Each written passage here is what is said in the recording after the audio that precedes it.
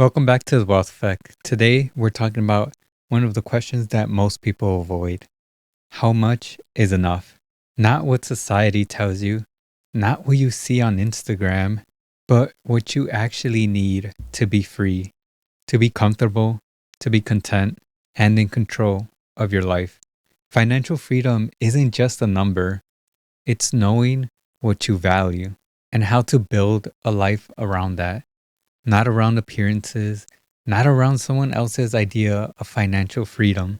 Today's episode is about reframing wealth, reclaiming your time, and create a vision of success that doesn't just look good, but feels good.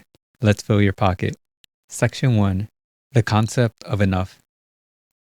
At the heart of the money question lies a philosophical one: what is enough? Psychologists warn of the hedonic treadmill, the idea that as people earn more, their expectations rise, leaving them no happier than they were before.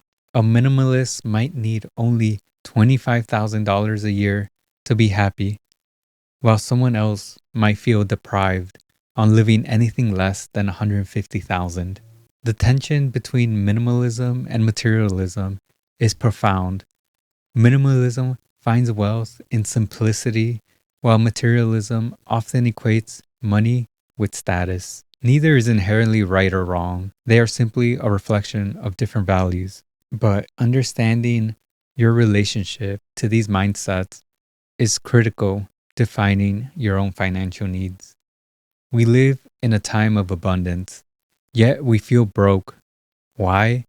Because we often confuse comfort with consumption, security with status. Freedom isn't about how much you have, it's about how little you need.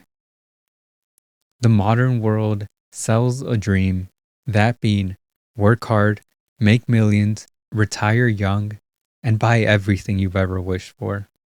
But that's not freedom. Section 2: Core lifestyle categories. Whether you're aiming for basic comfort or luxurious freedom, the pillars of daily life determine how much you'll need. Housing, the largest expense for most people.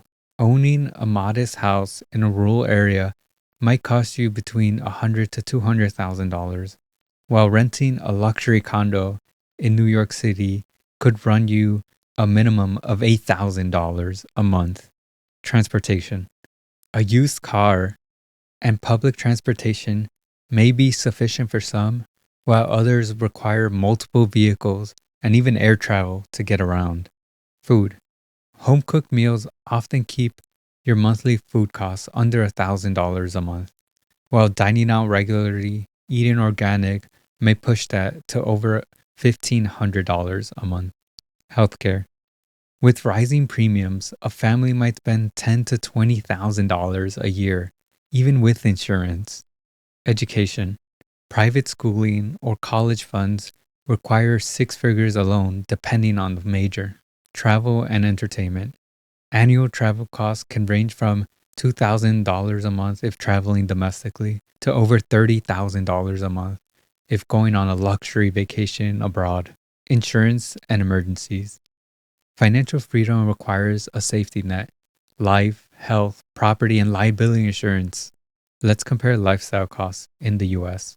A frugal lifestyle would only require between $25,000 to $40,000 a year.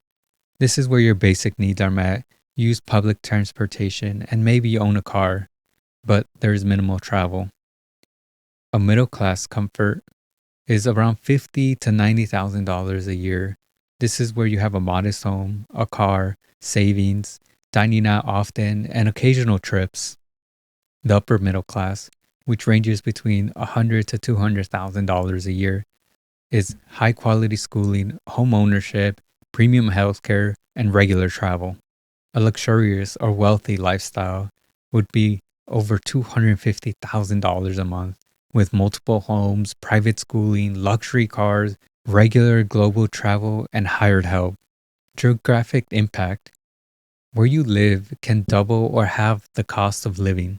A couple living in Bali might retire on $30,000 a year comfortably, while in LA, that might not even cover rent.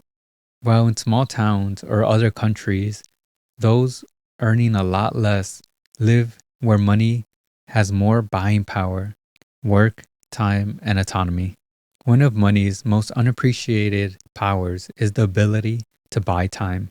If you no longer need to work to cover your expenses, you're free to pursue what fulfills you. This is the core of the FIRE movement, which stands for Financial Independence, Retire Early. Let's say your annual expenses are $60,000. According to the 25X rule, you need $1.5 million invested to retire early and never work again, assuming a 4% withdrawal rate. But FIRE isn't about quitting work forever.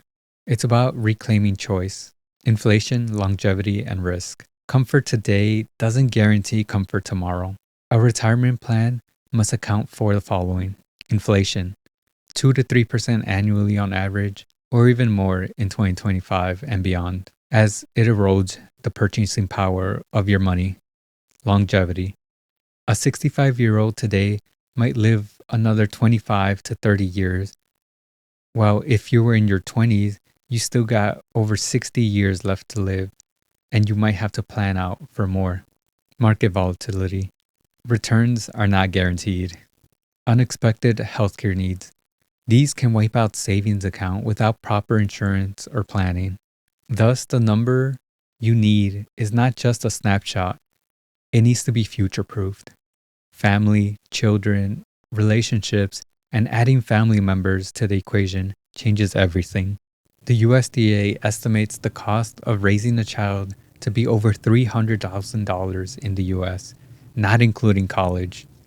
Dual income households may earn more, but childcare costs, time constraints, and emotional labor must be considered. Financial freedom also means planning for aging parents or leaving behind a legacy. How much is enough when you're caring for more than just yourself? Mindset, values, and personal definitions. Beyond spreadsheets, the most important factor is you. A millionaire might still feel insecure, while someone with modest means may feel content and free. Your financial goals must reflect your core values. Do you crave travel, or do you love your house? Do you prioritize experiences or stability? True financial comfort is found at the intersection of money and the right mindset.